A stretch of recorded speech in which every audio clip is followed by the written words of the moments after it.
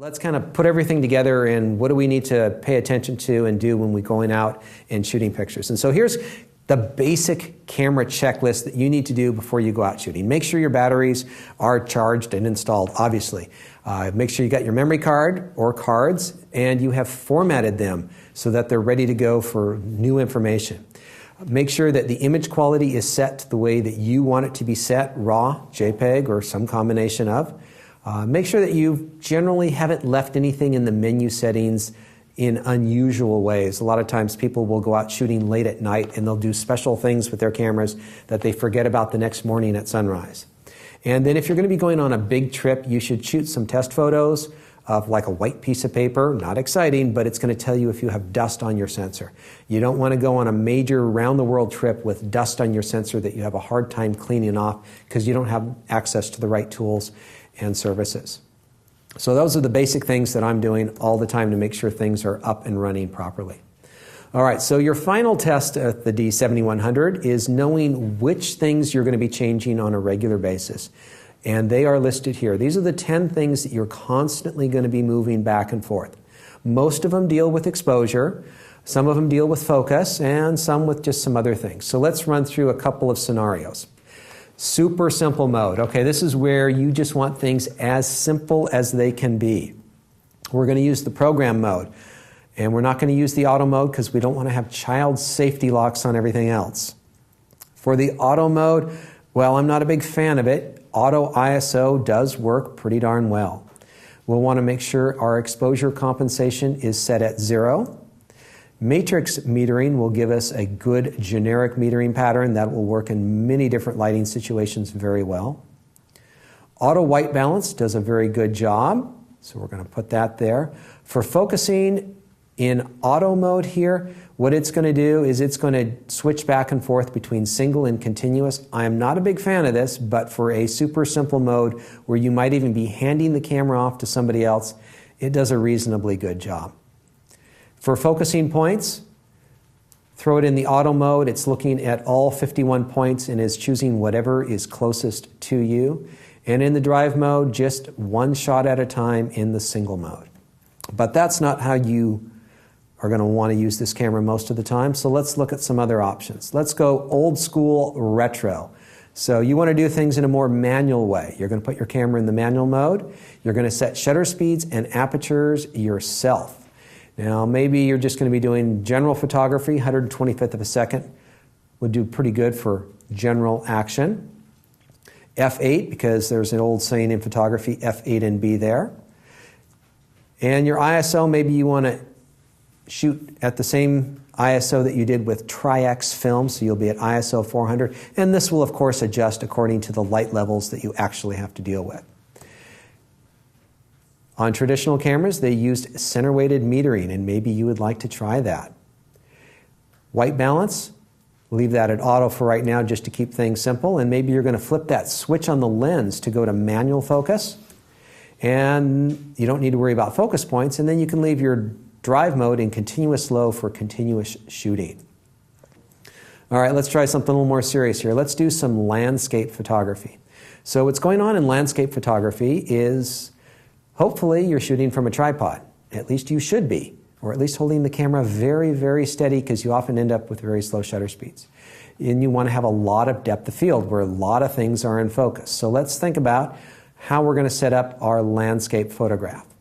First off, we're going to be in manual exposure so we can be very particular about our shutter speeds and apertures. And probably the first thing we want to do is jump over to the ISOs and set that to ISO 100. We're going to want to have a lot of depth of field. F16 might be a good place to be. You might be at F11, 22, 32, depends on the exact photograph. And the shutter speed will be whatever it needs to be. It might end up being something pretty slow, like 1 second. Because if you're choosing F16, that doesn't allow in much light. You need to let it in somewhere else, and you'll do that with the shutter speed. Not a problem if you're shooting from a tripod. You don't use exposure compensation because you are in full manual. I'm going to go ahead and leave metering in matrix because it does a good general job. Leave it in auto white balance. You could put it to sunlight or cloudy depending on the conditions. For focusing, I'm going to want to be in single. I'm going to want to choose what it's going to focus on and let it lock in there. Might also manually focus, to be honest with you. But for the focusing points, I'm going to choose just one focusing point. I'm not going to just generally choose what's closest to me. I want to choose something between the most distant and the most close-up scene, somewhere in between. And for the drive mode, I got a number of options here. I could choose the single shot if I have the cable release. I could choose the self-timer if I don't have a cable release. I could also be using the mirror up mode to prevent vibration if I'm in that danger vibration zone. And so that's how I would set up a landscape shot. All right, let's switch gears and do a portrait photograph. So whether you're photographing a person or a bird, a lot of times in portrait photography you want a shallow depth of field. You also need to be concerned about movement, your movement and your subject's movement. So shutter speed is a little bit more important here than it was in the landscape example before. In this case, I like to be in manual as well, so I can be very specific about my settings. Probably the first setting I'm going to make here is with the aperture to shoot something pretty wide open to get that shallow depth of field. If I have a 1.4 lens, I might as well set it there. Next up, I want to make sure that I have a shutter speed fast enough to stop my subject's action as well as my action. 125th of a second would do a pretty good job in many situations. And then I would set the ISO. I would try to set it as low as possible. If I need to bump it up, I will, but I'll try to set it at ISO 100. I'm going to go ahead and leave the metering at matrix and the white balance at auto. Those tend to work quite well most of the time. For focusing, I'm going to be in single because my subjects are not moving towards me or away from me. I want it to lock on them.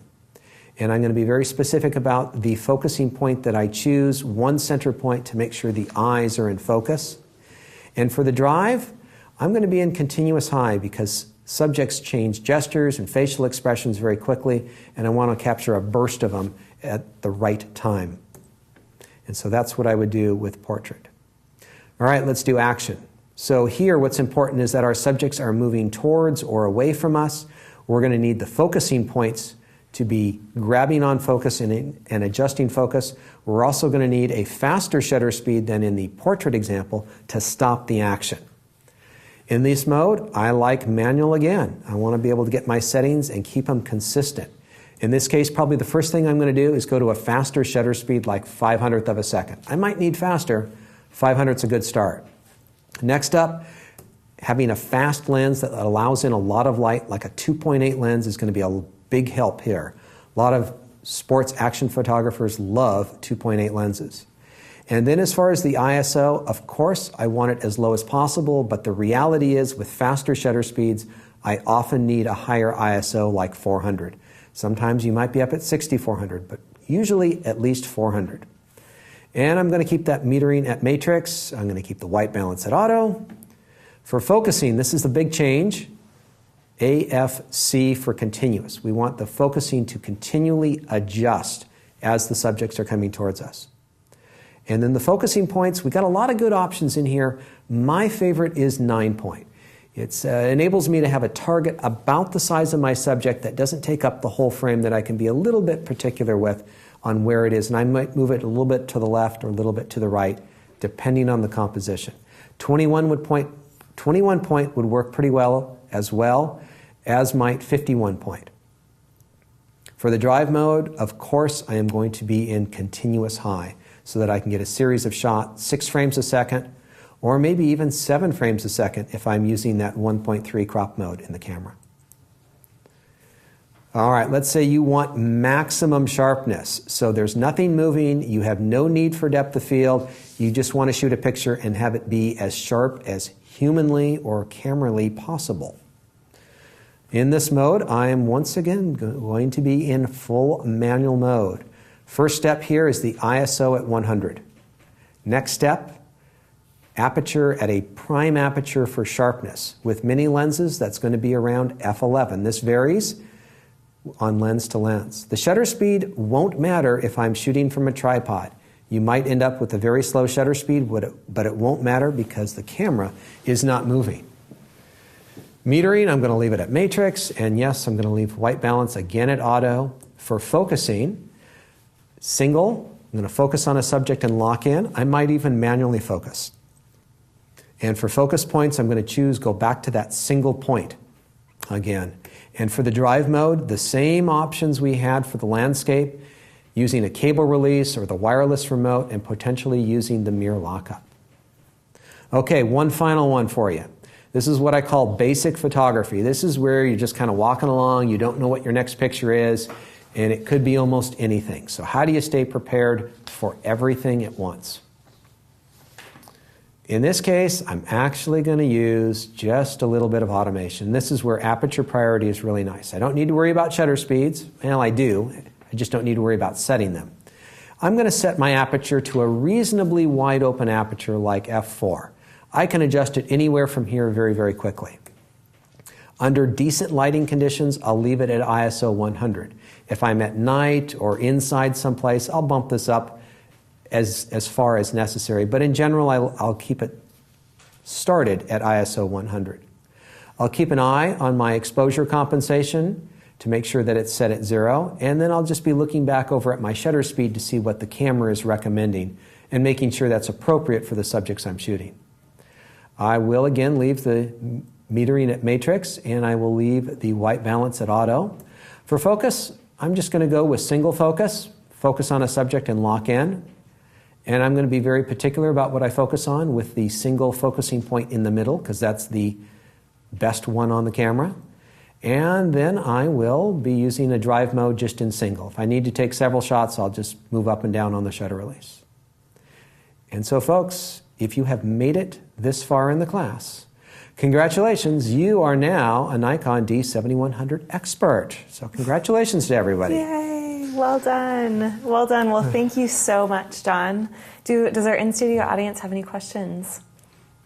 Now that they're stunned or dead. Passed the course. Would you like a diploma? Yes. So on your basic settings, would that be considered like street photography when you're just Sure. walking around at night? Okay. Yeah, and all of this is just kind of a starting point. So on the street photography, if you found out that you really kind of like shooting pictures of people walking down the sidewalk towards you, you would switch off to continuous focusing and maybe turn the motor drive on. And so these are all designed not as this is how things have to be, but this is kind of a starter point, and then you tweak things according to your own needs and desires.